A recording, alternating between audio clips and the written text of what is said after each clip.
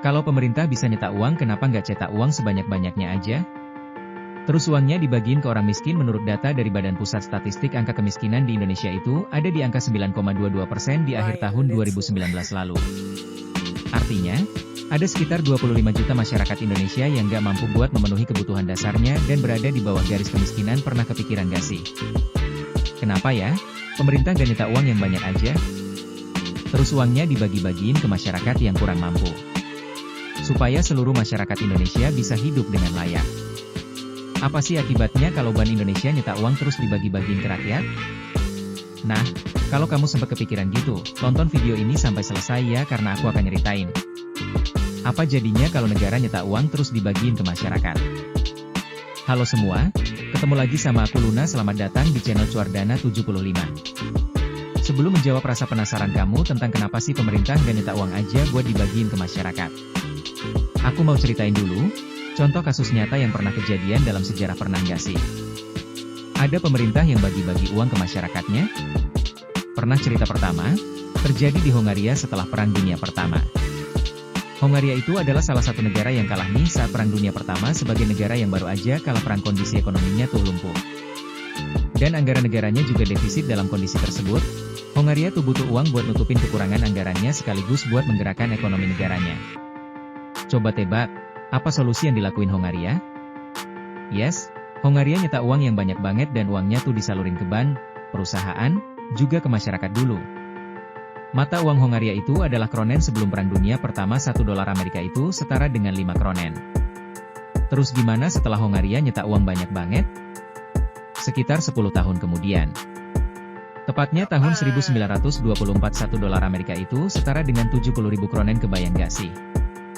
Cuma dalam waktu 10 tahun nilai tukar kronen terhadap dolar tuh melemah sekitar 1.400.000%.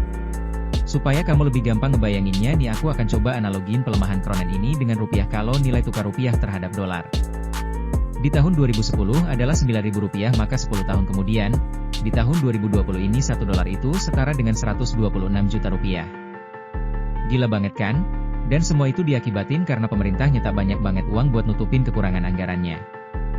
Kebijakan itu bahkan terus diberlakuin nih setelah Perang Dunia Kedua. Setelah Perang Dunia Kedua lagi-lagi Hongaria bikin kebijakan buat nyetak uang. Kali ini, mata uang mereka udah berubah jadi uang yang dicetak itu lagi-lagi disalurin ke bank perusahaan, bahkan dibagiin ke masyarakatnya. Saat itu tuh, pemerintah Hongaria bener-bener ngebanjirin masyarakatnya pakai uang. Tujuannya supaya ekonominya tuh bisa bangkit lagi nih setelah Perang Dunia Kedua. Apa akibatnya? Terjadilah sebuah petaka, yaitu tingkat inflasi yang tertinggi dalam sejarah. Bayangin deh, sebuah barang yang harganya 379 pengo di September 1945 naik jadi 72.000 pengo di Januari 1946. Terus naik lagi jadi 450.000 pengo di bulan Februari, dan akhirnya jadi 1 triliun pengo di tanggal 22 Juli 1946. Kebayang gak sih? Barang yang harganya 379 pengo naik jadi 1 triliun pengo dalam waktu singkat. Saat puncaknya nih, inflasi di Hongaria itu mencapai 150.000% dalam satu hari. Ibaratnya gini, hari ini Indomie tuh sebungkus harganya Rp2.500, besok harganya naik jadi Rp3.750.000. Saat itu tuh para pekerja sampai harus nego gaji mereka setiap hari, karena nilai uang yang mereka terima tuh selalu tergerus inflasi setiap harinya. Nah, itu salah satu contoh di abad 20 tentang negara yang mencetak uang untuk dibagiin ke masyarakatnya. Ada juga contoh lain yang gak kalah menarik. Di abad 14, tentang kisah seorang raja terkaya dalam sejarah. Ada seorang raja bernama Mansa Musa dari Kekaisaran Mali di Afrika Barat tahun 1300-an. Raja Musa tuh tercatat sebagai salah satu tokoh paling kaya dalam sejarah dan punya 3 tambang emas besar. Pada tahun 1324 Raja Musa tuh pergi naik haji nih. Barengan sama 70.000 rombongannya, Raja Musa bawa banyak banget harta, termasuk 20 ton emas sepanjang jalan. Musa tuh ngasih emas ke orang-orang miskin di kota-kota besar yang dia lewatin seperti Kairo, Mekah, dan Madinah. Karena zaman dulu perjalanan naik haji itu bisa berbulan-bulan, Raja Musa tuh terus bagi-bagi emas ke banyak orang sepanjang perjalanannya. Cuma dalam waktu singkat nih, ada banyak banget emas dari Afrika yang mengalir ke Timur Tengah sampai semua orang tuh jadi pada punya emas karena semua orang mendadak punya banyak emas. Nilai emas tuh jadi turun banget nih, sampai jadi gak berharga lagi. Nilai tukar emas tuh turun drastis dan gak balik ke nilai tukar sebelumnya sampai sekitar 1 dekade. Harga barang-barang jadi naik, daya beli masyarakat menurun, kacau deh kondisi ekonomi di Jazirah Timur Tengah dan sebagian Afrika pada masa itu. Nah, dari kasus Hongaria dan Raja Musa, kita bisa sama-sama belajar dari sejarah bahwa niat baik tuh belum tentu berujung pada kebaikan. Niatnya sih memang baik untuk nyetak uang dan membagikannya ke orang-orang yang kekurangan, tapi niat baik aja tuh nggak cukup. Tanpa pengetahuan ekonomi yang benar, mencetak uang sebanyak-banyaknya dan membagikannya ke masyarakat itu bisa membawa bencana ekonomi yang besar. Nah, setelah dua contoh tadi, aku mau jelasin nih secara teknis kenapa sih mencetak uang sebanyak-banyaknya tuh malah bikin ekonomi semakin kacau. Gini, ketika pemerintah nyetak banyak banget uang terus uangnya dibagi-bagiin ke masyarakat, berarti uang yang beredar di masyarakat tuh jadi bertambah signifikan dong?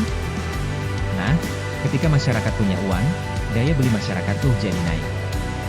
Dan tentunya, masyarakat akan cenderung lebih konsumtif, akhirnya permintaan barang dan jasa tuh bakalan naik gila-gilaan. Sementara jumlah ketersediaan barang dan jasa ya segitu-gitu aja, apa yang akan terjadi? Mumpung barang dagangan lagi laku keras, semua orang mampu beli. Tapi ketersediaan barangnya terbatas, ya ujung-ujungnya para pedagang bakal menaikkan harga. Fenomena kenaikan harga ini kalau dalam ekonomi dikenal dengan istilah inflasi. Kondisinya tuh bisa lebih mudah dibayangin kalau kita ngelihat kenaikan harga menjelang hari raya Lebaran. Menjelang Lebaran masyarakat tuh kan punya lebih banyak uang nih, karena dapat THR, masyarakat jadi lebih mampu buat membeli barang dan jasa, dan jadi lebih konsumtif juga hasilnya. Harga barang terutama bahan makanan dan pakaian tuh naik karena para pedagang naikin harga barang jualannya. Kita bisa ngelihat fenomena ini dari kenaikan tingkat inflasi setiap tahun, yang selalu memuncak pada bulan puasa sampai Lebaran. Nah, hal yang sama akan terjadi juga nih kalau pemerintah nyetak banyak banget uang terus uangnya dibagi-bagiin ke masyarakat.